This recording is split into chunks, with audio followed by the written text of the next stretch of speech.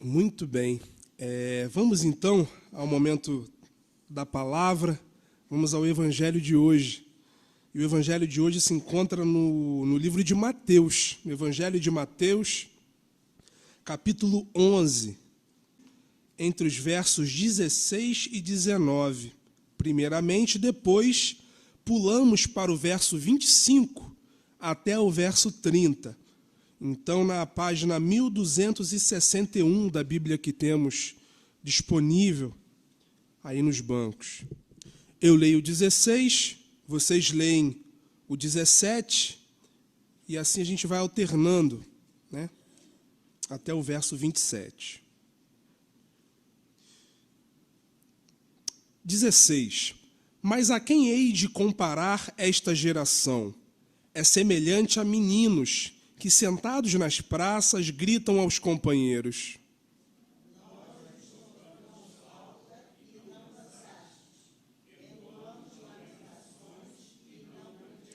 pois veio João, que não comia nem bebia, e dizem: tem demônio.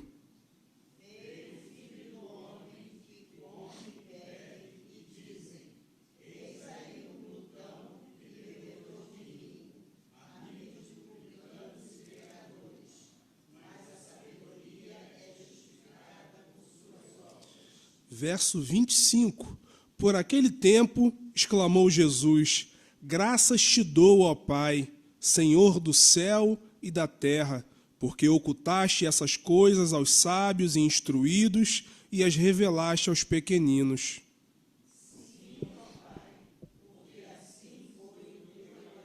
Todos juntos o 27?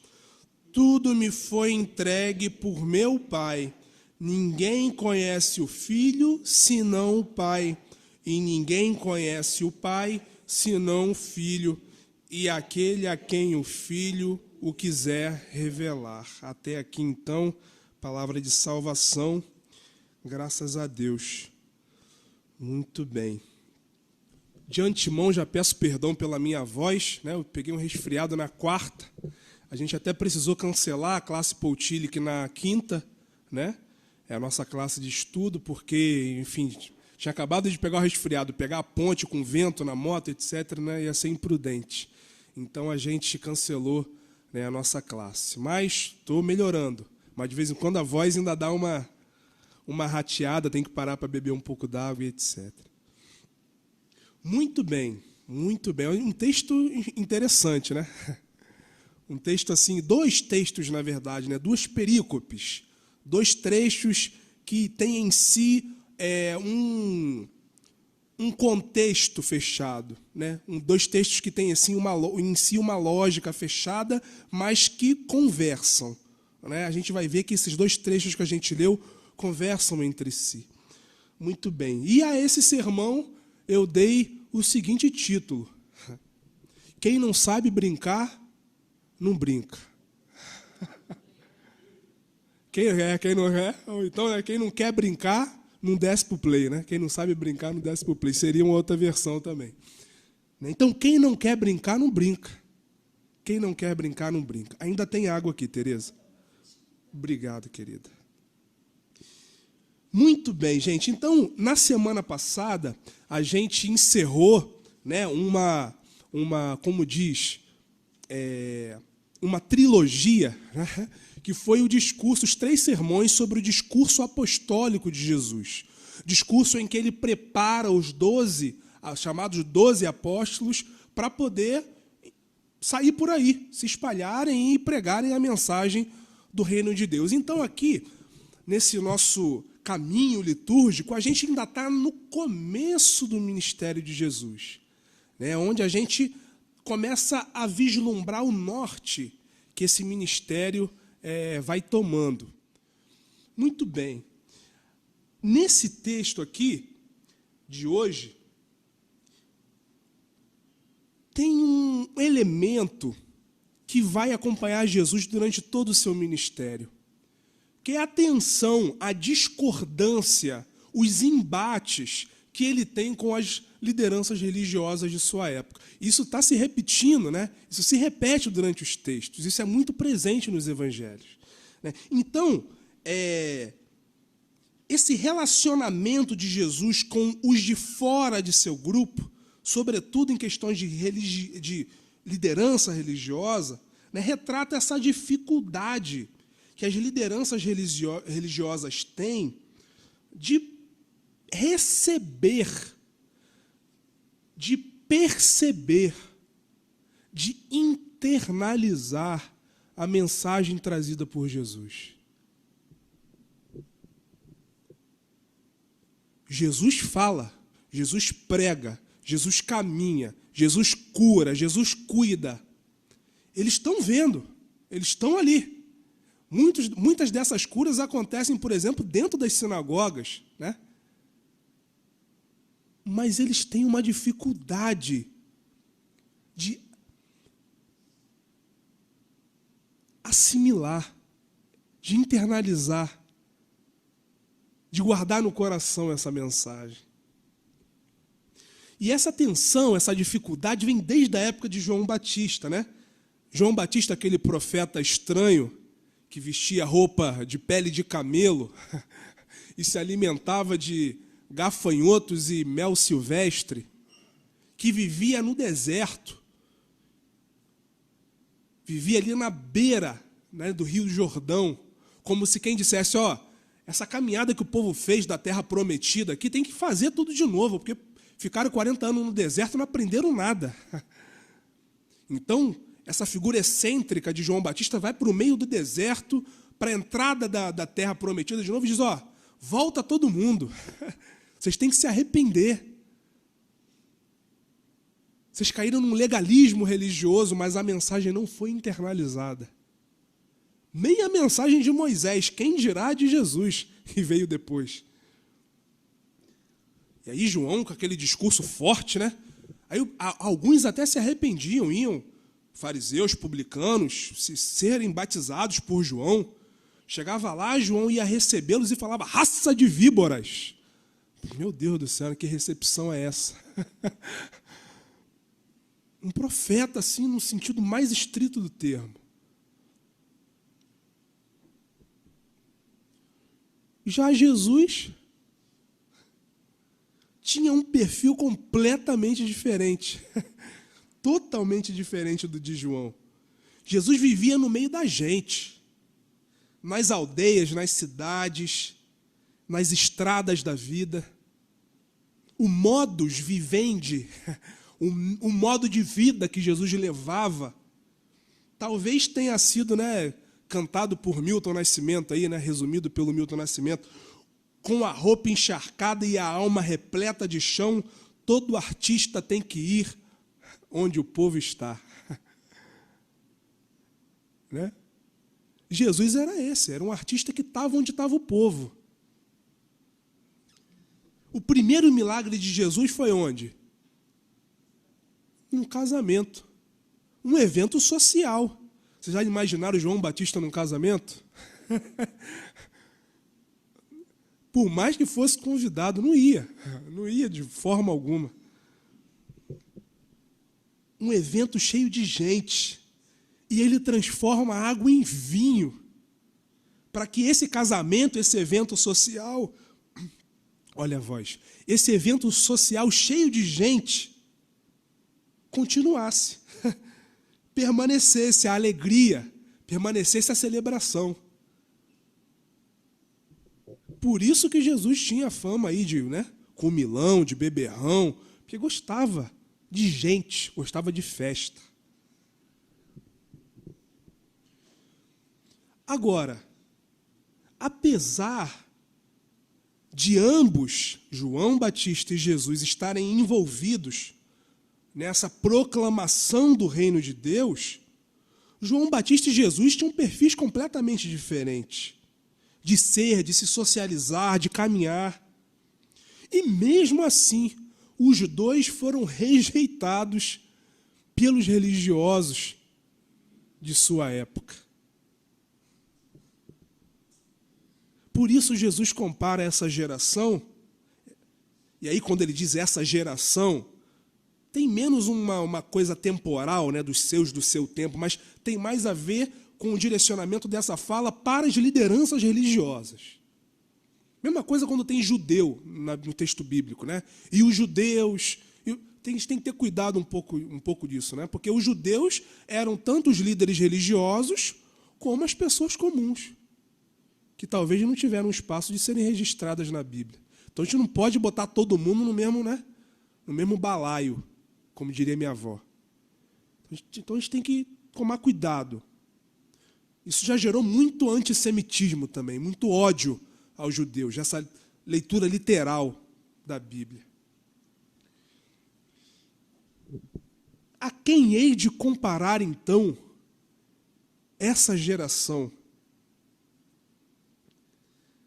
Jesus compara essa geração a crianças que não topam nenhum tipo de brincadeira, não querem brincar. Não querem brincar.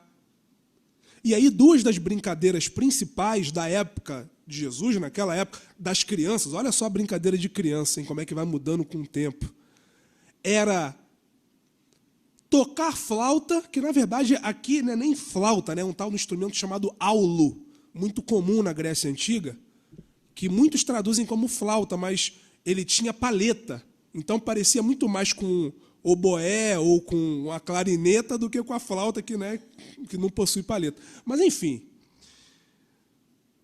as crianças brincavam de tocar flauta, ou fingir que estava tocando flauta, enquanto as outras dançavam. Esse era um tipo de brincadeira. O outro tipo de brincadeira era fingir que estavam num velório. Olha só que brincadeira maluca, né? Finge que está no velório. Então, enquanto uns lamentam, entoam poemas de lamento, de melancólicos, aí os outros, geralmente as meninas, né, imitando as carpideiras, choram, se debulham em lágrimas. Que brincadeira meio, né? Era isso. Jesus, então, vai dizer, olha, esse pessoal aí, que comanda a religião oficial do nosso tempo, eles não querem brincar. Veio João, que era um asceta, escondido, isolado. Recusaram. Veio Jesus, que está no meio do povo, é do povão, é da festa. Recusaram do mesmo jeito. Eles não querem brincar.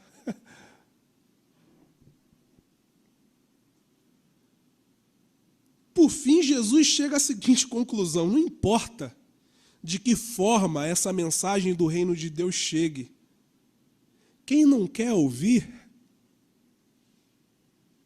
não vai ouvir. Deixa que a sabedoria dos nossos atos fale por nós. É isso que Jesus conclui no verso 19. A sabedoria é justificada por suas obras. Deixa que o nosso modo de ser, as nossas atitudes falarão mais do que qualquer discurso. Quem não se abre, quem não se permite, quem não decide ouvir outras vozes, pode receber Jesus brilhando na frente, pode receber Jesus ressurreto, glorioso, glorificado. Não ouve. Não ouve. O pastor Henrique Vieira, um amigo da nossa comunidade, foi meu colega, né, durante um tempo no seminário, ele diz uma coisa que eu concordo. Se Jesus volta hoje, matariam Jesus em nome de Jesus. Jesus volta com o mesmo discurso de acolhimento, de compaixão, de aceitação. Meu Deus do céu, ia ser execrado novamente. Ia ser cancelado, né, como dizem hoje em dia, né? Jesus ia ser cancelado. De vez em quando, eu converso com os ex-colegas de seminário que estudaram comigo, né? Hoje são amigos queridos, e a gente conversa assim, pô, que estranho, né? Assim, tem outros colegas que estudaram com a gente, tiveram as mesmas matérias, receberam o mesmo tipo de conhecimento, o mesmo tipo de aparato crítico, sabe? Mas continuam com o mesmo discurso teológico. Continuam com a mesma visão, com a mesma mentalidade, pregando a mesma coisa, lendo a Bíblia da mesma forma, como se nunca tivesse aprendido nenhum tipo de crítica textual, nada.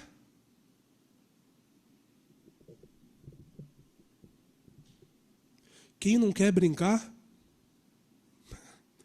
não brinca. Para toda mudança é necessária uma dimensão de entrega. Não é possível mudança sem decisão, sem mergulho, sem doação. O novo pode bater na nossa porta, pode ser lançado no nosso rosto. Se não quisermos enxergá-lo, será como ele se nunca tivesse aparecido para nós. Tem uma questão de subjetividade, de se permitir. E a decisão de se abrir para algo novo, diria que é uma decisão espiritual. Espiritual em que sentido? No sentido de ser uma decisão que envolve, né, todo o nosso ser, tem a ver com todo o nosso ser. Todo o nosso ser está envolvido nessa escolha, nesse propósito. Devemos enxergar o novo, qualquer proposta que venha a nós, como Jesus propôs o reino de Deus de sua época, devemos enxergar essa coisa como um significado profundo, como algo que vai impactar o que a gente é. Aí sim, se a gente se permite, a mudança chega. A proposta de Jesus era o reino de Deus, uma nova dimensão de se relacionar com o divino em primeiro lugar. Deus não deveria mais ser aquela exclusividade do povo judeu, né? Dependente daquela estrutura religiosa, daquelas leis. Mas Deus deveria ser enxergado na vida, no chão, através das estruturas religiosas, mas sempre para além das estruturas religiosas.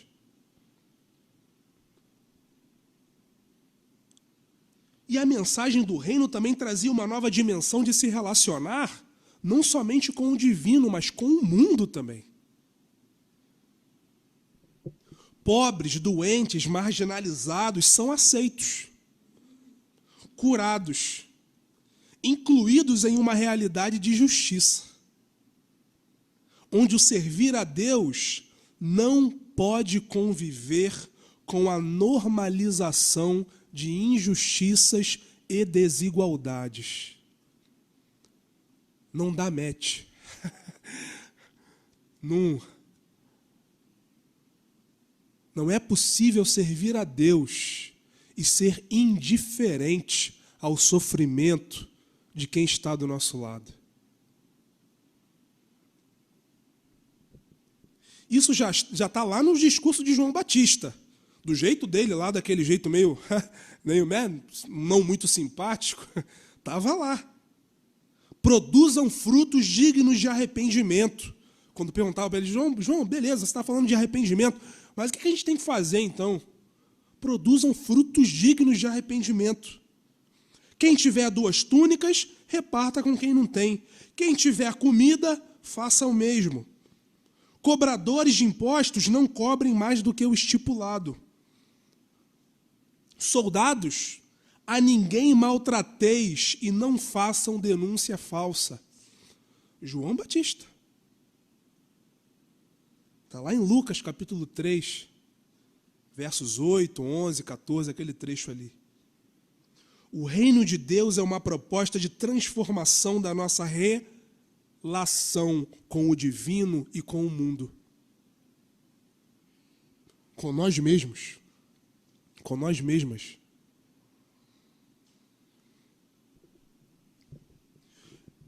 Intelectualmente, eles entendiam o que Jesus estava dizendo, o que João estava dizendo, mas era necessário um envolvimento espiritual.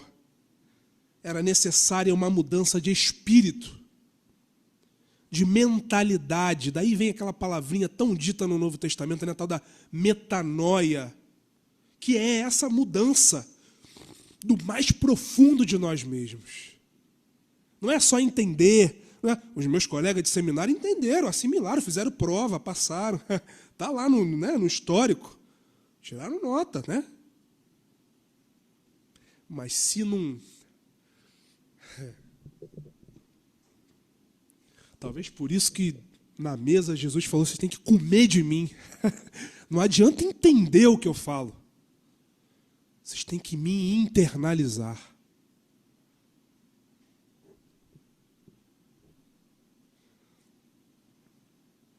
Por isso Jesus vai dizer, no segundo trecho que nós lemos, na segunda perícope, que não são os tidos como sábios ou inteligentes que recebem, que percebem, que se entregam à mensagem do reino.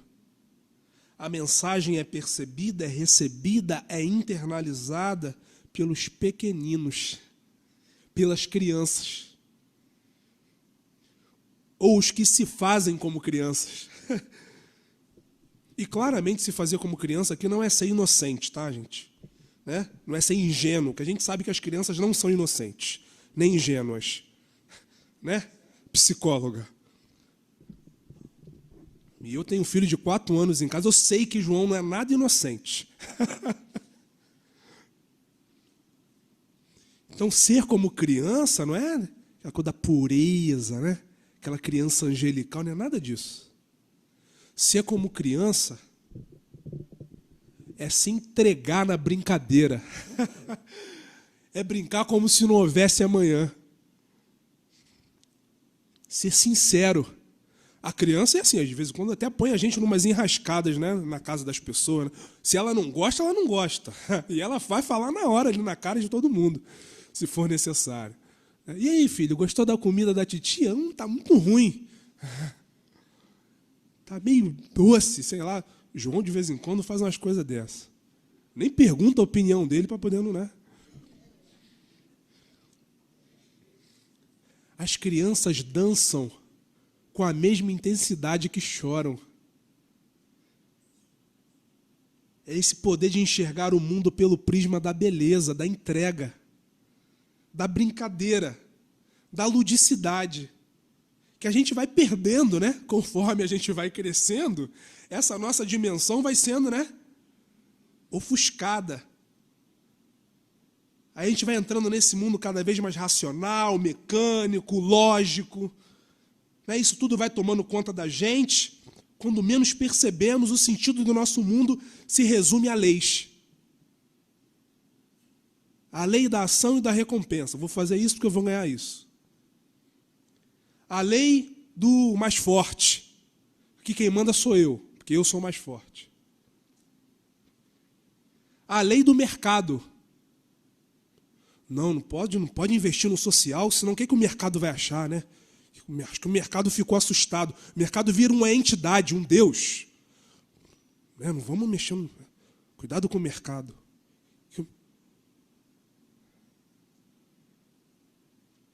As leis religiosas.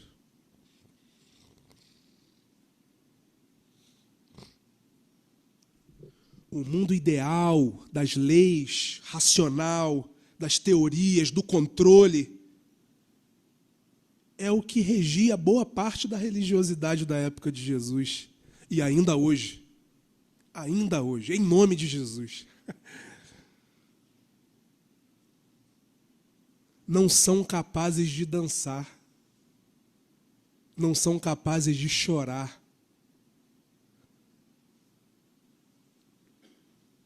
Essa semana, em algum país que eu não lembro qual,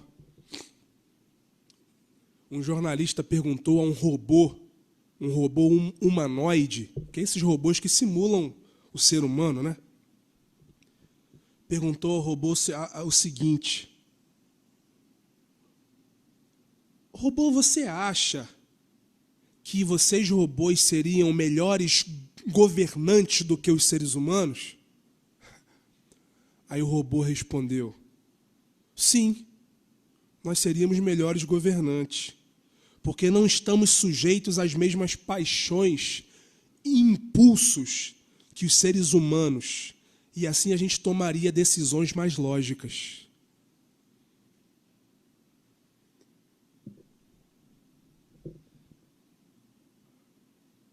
Jesus diz não. Não é isso. Porque é a racionalidade que gerou o problema ambiental que a gente tem. É a racionalidade que gerou 2 grandes guerras. É a racionalidade que gerou a bomba atômica.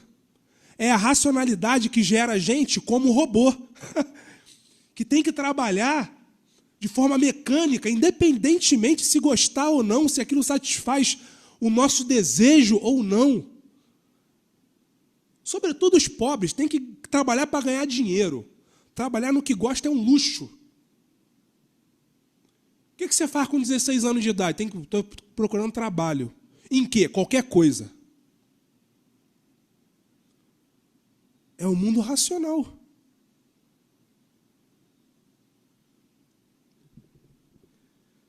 Se vocês não forem como uma criança, de modo algum entrarão no reino de Deus.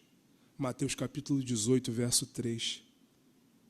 Quem não mantém viva dentro de si a capacidade de se comover, de se metamorfosear, de se reinventar, de olhar para o mundo pelo olhar da beleza, não entra na dimensão divina. E aí, para encerrar, eu lembro aqui de um escritozinho do Rubem Alves, um texto cujo título é Fora da Beleza Não Há Salvação.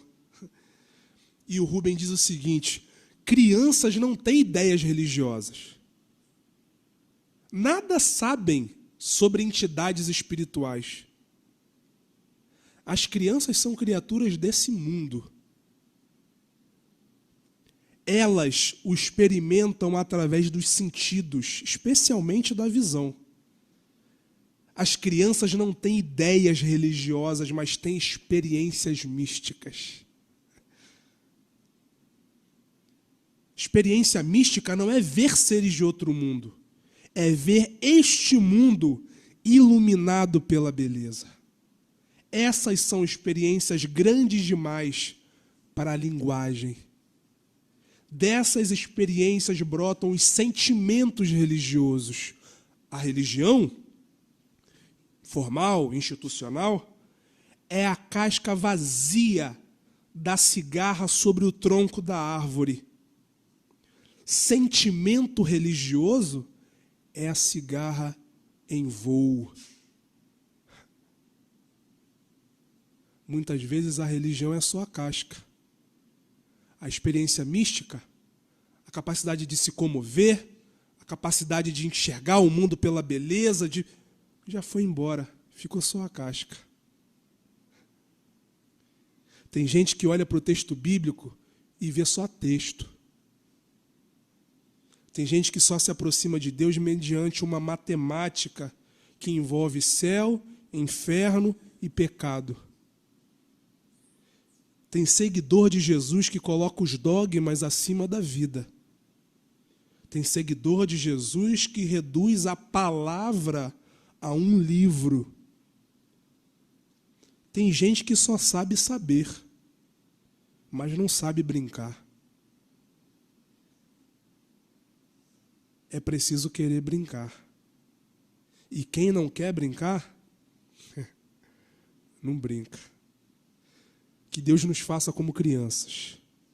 Que Deus nos inspire a transformar o mundo através da beleza. Que Deus nos ensine a brincar. Amém.